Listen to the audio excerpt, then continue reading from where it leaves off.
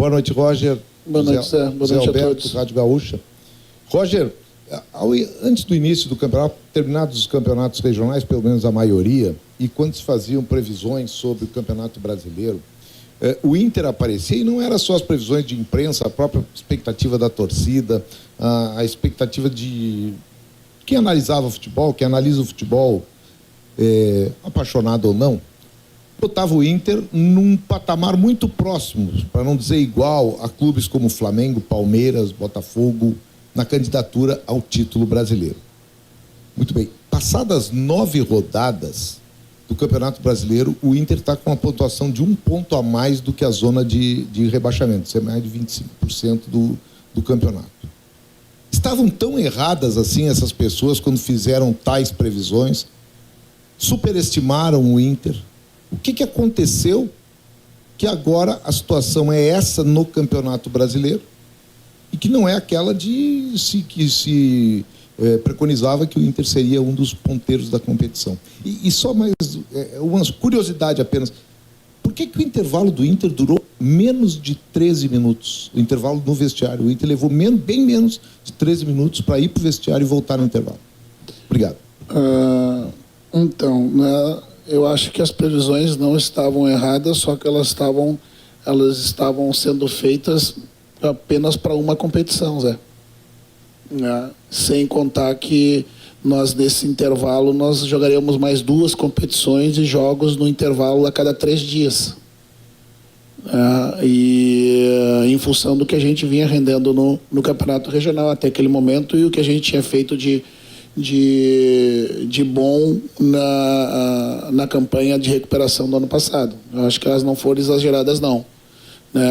Que, na verdade, o que se mostrou nesses jogos, nesses muitos jogos, né, com a perda de jogadores importantes,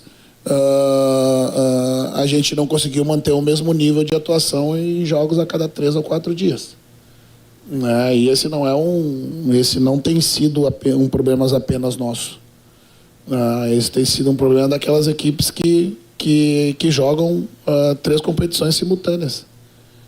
Então penso que a previsão ela não foi errada, tendo em vista olhando para uma competição só. Mas o cenário real não é esse.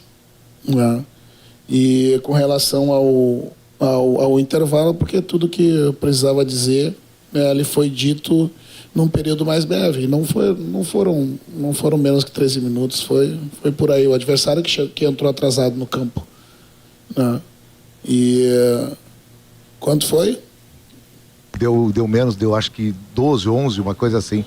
Porque tudo que eu tinha que dizer no intervalo eu disse num período mais breve, mas o adversário também entrou atrasado e pareceu que nós ficamos em campo mais tempo esperando do que realmente aconteceu, né? Só para ilustrar, o Inter entrou 3 minutos antes da arbitragem no intervalo. Porque tudo que eu tinha para dizer eu disse no tempo que estava dentro do vestiário. Não precisei mais de tempo para colocar, até porque a gente não fez um mau primeiro tempo. A gente fez um bom primeiro tempo e durante 100 minutos de jogo o adversário teve uma bola só e conseguiu finalizar. A intenção de colocar o Prado no lugar do Thiago, para a gente ter também drible pelo lado. Eram pequenos ajustes só que precisava fazer. Não precisava grande transformação porque a partida não era ruim. Por isso entramos antes. Tudo bem, Roger? Boa noite. Bruno Abchecker, da Rádio Grenal. E por que teve de fazer esse ajuste no intervalo, Gustavo Prado, um jogador de mais profundidade, na vaga do Thiago Maia, e não começar já eliminando, ou ao menos para essa partida, o sistema com 3 volantes no papel? Porque você já disse, Gustavo Prado, um jogador de mais profundidade, na vaga do Thiago Maia, e não começar já eliminando, ou ao menos para essa partida, o sistema com 3 volantes no papel? Porque você já disse em outras oportunidades que de fato não são 3 volantes, um jogador vai mais avançado. Sim. Por que manter no papel o esquema com 3 volantes? Porque ele no primeiro tempo não foi ele a razão de nós termos estado perdendo. Nem tampouco foi ele a razão, né, da gente não ter criado. Então não via necessidade para início de partida, até para que eu mantivesse alternativas, para um segundo momento, como se mostrou necessário. vir com o Prado. Eu não vi que, que essa formação ela foi responsável por a gente ter saído perdendo, nem tampouco a necessidade de eu trocar ainda no primeiro tempo, por exemplo, porque a gente continua criando por diferentes oportunidades e diferentes lados. O Berna mais ofensivo pelo lado esquerdo nos deu bastante alternativa, assim como o Bernabé, assim como o Aguirre e o Wesley pelo lado direito. Se poderia sair, se poderia, mas não via necessidade para esse jogo, da forma como o adversário jogava, da forma como ia se comportar. As oportunidades foram criadas independente dos jogadores que estavam em campo. Claro que depois, com 1-0 no placar, eu precisei de mais contundência e tentar controlar as transições do adversário. Boa noite, Bruno Oliveira, Rádio Guaíba. Em relação às trocas que você promoveu depois do gol anulado, para aquele momento do jogo, se foi alguma coisa física daqui a pouco, que você teve que trocar para aquele momento do jogo, se foi alguma coisa física daqui a pouco, que você teve que trocar os dois jogadores. Alain já muito desgastado e Ricardo também. Foi as trocas. O Ricardo já havia manifestado ali, assim como um pouco depois do jogo contra o Nacional, mas mostrou também um desgaste que foi preciso trocar. Roger, boa noite. Leonardo Mol, Rádio Bandeirantes. Na saída de campo... mostrou também um desgaste que foi preciso trocar. Roger, boa noite. Leonardo Mol, Rádio Bandeirantes. Na saída de campo, o Wesley, ele fala sobre, mais uma vez, uma falta de atenção no início da partida que acabou resultando no gol do Mirassol. Depois da vitória contra o Nacional de Montevidéu, o Fernando fala sobre talvez uma certa acomodação, que o Inter parou de correr e depois voltou, mas que isso não pode acontecer. São alguns fatores, mas qual a tua avaliação em relação a esse momento, apesar da grande vitória, mas nessa sequência, considerando essas falas um pouco mais sinceras do que o normal desses jogadores importantes, considerando essa instabilidade que o Inter vive na temporada? De novo, tu pode me... O Wesley falou o quê? Ele citou na saída de campo mais uma vez a falta de atenção do Inter. E o Fernando? O Fernando sobre a água ter batido na bunda, com as palavras que ele mesmo usou depois dessa partida, que o Internacional voltou a correr contra o Nacional, mas que isso não pode acontecer, do Inter parar, ter o período de instabilidade e depois voltar a correr, tentando avaliar na opinião de cada um o porquê que o Internacional está vivendo esse período instável. O gol hoje foi uma desatenção, com certeza, que foi um escanteio do adversário. No segundo momento, um cruzamento, a gente perdeu nossas referências dentro da área, no Reinaldo, que é um cruzador exímio, e a nossa defesa diária não aconteceu como acontece. Claro que esses eventos, eles não foi o primeiro nem o segundo, esses gols no começo de jogo. E você faz muita força para depois recuperar o terreno. Os jogadores saem exaustos. Então, uma das questões justamente de promover uma equipe mais sólida, colocando a entrada de mais um jogador de meio, foi justamente a gente tentar evitar que a gente saísse atrás do placar, para depois ir soltando o time, manter o 0 do placar, cuidar do 0-0, porque fazer 2 gols no futebol é muito difícil, e fazer 2 gols depois de tomar gols logo no início, que modifica e atrapalha toda a estratégia para a partida, é mais difícil ainda. A gente tem feito esses esforços muitas vezes, desde o ano passado, não é a primeira vez que isso acontece, de sair atrás do placar, dentro e fora de casa. É desatenção, mas não é descuido, a gente faz um bom aquecimento, a gente faz uma boa entrada em campo, mobilizando os atletas, os adversários acabam encontrando espaços nos primeiros minutos, em que talvez a gente entre um pouco desconcentrado, e aí eu vou ser obrigado a falar desse desgaste também, que tira a atenção a cada 3 dias do jogo, mas o fato é que a gente tem que cuidar para manter o 0 do placar. O que eu falei para os atletas agora no final do jogo, que nos faltou capacidade para manter o 0 do placar, e depois, nas oportunidades que nós criamos, nos faltou capacidade para empurrar a bola para o gol. Foi isso. Roger, justamente para estancar a questão de tomar muitos gols, é compor o meio-campo com mais um jogador defensivo, e aí botando somente para estancar a questão de tomar muitos gols, é compor o meio-campo com mais um jogador defensivo, e aí botando então o tripé, Fernando, Thiago Maia, o Bruno Henrique, hoje o Ronaldo. Mas a verdade é que são 5 jogos e 12 gols sofridos. Então, me parece que pelo menos na estatística, essa alternativa ela não funciona, primeiro de tudo. E na segunda questão, mesmo que tu disse que no primeiro tempo tu produziu, no segundo tu joga o time para frente e ele produz ainda mais, né? E ainda mais jogando dentro do Beira-Rio na tua casa. Não seria uma questão até antagônica em termos até de avaliação, porque se a gente produziu mais no segundo tempo, chegando de repente até mesmo a virar o jogo, algo na avaliação não está correto.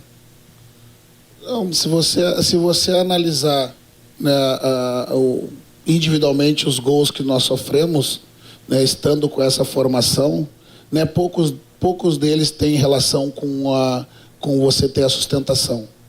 Você ter 3 jogadores, né, que compõem o meio e preenchem mais o meio. Né? Os gols contra o Nacional foram de bola parada e transição. Né? Os gols contra o Corinthians eles aconteceram sobretudo depois da expulsão. Né? A gente precisa avaliar individualmente. Né? Só olhar a estatística sem qualificar, sem qualificar os gols, né? Não é justo. Né? Agora, né, claro que depois, quando você torna o time mais ofensivo, com um ponta aberto, você vai ter mais chance. Mas você expõe também o sistema defensivo já com um jogador, já com um placar desfavorável. Né? Então, a minha avaliação é essa. E as alternativas que a gente tem, né, eu preciso fazer estratégias de primeiro e segundo tempo, né, elas conjuntamente e separadamente. Né? A gente tem muitas ausências do setor ofensivo. Né? Faz com que eu tenha que também pensar estratégias defensivas de tempo para tempo. Né? E não só uma estratégia global, né, imaginando 100 minutos de forma uniforme. Né? Imaginando sair com uma sustentação mais com jogadores de meio campo, empurrando os laterais para o ataque. Nós tivemos uma bola na trave com 2 minutos de jogo. Né? Então, é preciso a gente analisar, não quantitativamente só, mas qualitativamente, esses gols que nós tomamos, se eles têm ou não relação com o que você está dizendo. E eu penso que, na minha opinião, não. Estatisticamente, para mim, é muito frio só a gente analisar dessa forma. Roger, boa noite. Nani Quemelo, da Rádio Inferno. Você citou agora, na resposta para o colega, a questão de poucas opções no setor ofensivo, considerando também ausências de Borré, Ener, Vitinho, Carboneiro. Eu te questiono, também tendo já um desgaste do Ricardo Matias, um desgaste do Alan Patrick, por que não relacionar o Gabriel Carvalho e o Raikkonen, de repente, que é a opção que tu tem agora e que te entregou quando esteve relacionado? Obrigada. Porque fazer essas opções para a partida, né? Para opções de lado eu teria, o Raikkonen seria mais um atacante, né, que eu teria na figura do Luca e do Ricardo Matias, né? Então, se eu não vi, né, para esse jogo, né, a gente ter a opção desses jogadores, são escolhas da convocação. Roger, Adriano Garcia, Rádio Galera. Diante dessas análises feitas, enfim, que tu vai fazer sobre a questão dos 3 meio-campistas, há uma possibilidade, quando você tiver todos esses que estão ausentes, Borré, Ener Valencia, o próprio Vitinho, que já está voltando, e o Carboneiro, há uma possibilidade de voltar a jogar com os 2 extremas? Mas quantas vezes nesse período vocês me viram jogar assim? E essa é uma opção para esse momento. Né? Para este momento. Né? Não foi uma opção em outros momentos. Foi uma opção para este momento em função de todo o contexto, né, que a gente está passando. Ponto. Roger, Jairo Vink, do canal do Baldaço. É uma opção para esse momento. Tu considera que essa opção está dando certo? Ela deu certo, de novo, a gente precisa avaliar qualitativamente. Né? O fato de você ver os jogadores de meio campo unicamente pela posição, né, não qualifica, né, o que a gente discute com relação a gente estar sofrendo muitos gols. Novamente, né, nós sofremos gols de bola parada contra o Nacional, nós sofremos gols de transição contra o Nacional, né, nós sofremos gols contra o Corinthians depois das expulsões, né, nós sofremos gol contra o Nacional, né, em situação de contra-ataque, né, quando a gente estava criando as jogadas, né, né? E funcionou contra o Nacional, em parte de jogos funcionou, nos deu sustentação, né?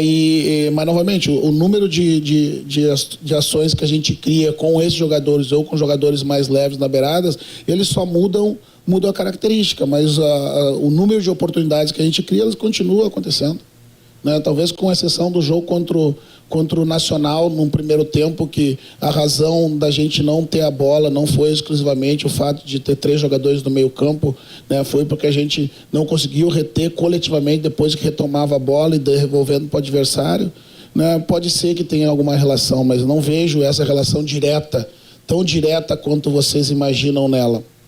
É claro que com jogadores diferentes do lado do campo você vai ter uma característica diferente. Isso não faz com que você fique mais defensivo ou ofensivo, tendo jogadores, né, sempre leves, né? Jogar com 4 atacantes na frente, isso não vai fazer você ser mais atacante, um time mais atacante, simplesmente por ter mais jogadores da função, né? Quem tem a função de reter essa bola, de retomar a bola adversária, também tem que ter força para isso.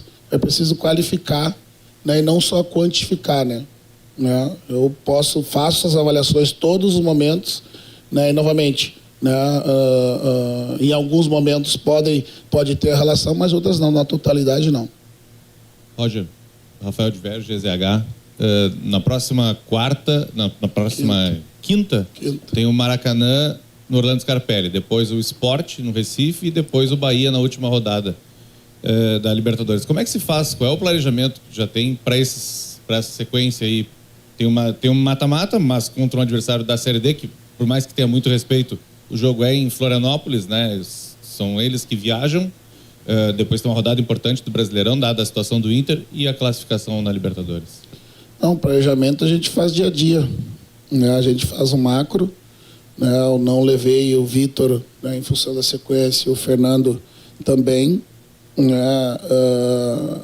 Imaginando tê-los em melhores condições para esse jogo da Copa do Brasil e descansar os jogadores, planificar, né, montar a estratégia, né, e para frente a gente pensa depois, né? A gente pensa um jogo de cada vez, troca o chip da competição, temos uma vantagem e vamos buscar a classificação.